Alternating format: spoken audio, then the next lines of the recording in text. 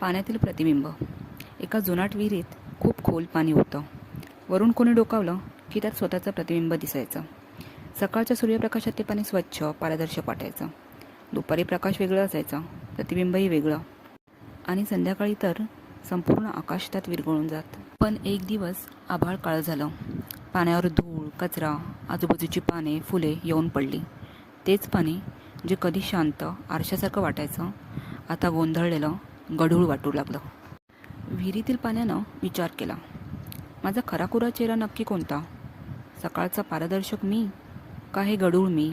तेव्हा तिथे बसलेल्या एका दगडाच्या तुकड्याने न बोलता उत्तर दिलं, तुझं अस्तित्व क्षणिक प्रकाशावर नाही, तर तुझ्या खोलवर असलेल्या स्थिरतेवर आहे. त्या दिवशीपासून विहिरीचं पाणी आरशासारखं राहायचा प्रयत्न करत नव्हतं. ते फक्त शांत राहू लागलं, कारण त्याला समजलं होतं, प्रतिबिंब बदलतात, पण खोलवरचं अस्तित्व बदलत नाही. आपल्याला कधीकधी स्वतःबद्दल भ्रम होतो, पण आपली खरी ओळख क्षणिक, गढळणीत नाही, तर आपण किती खोल, शांत आणि स्थिर आहोत यावर ठरते.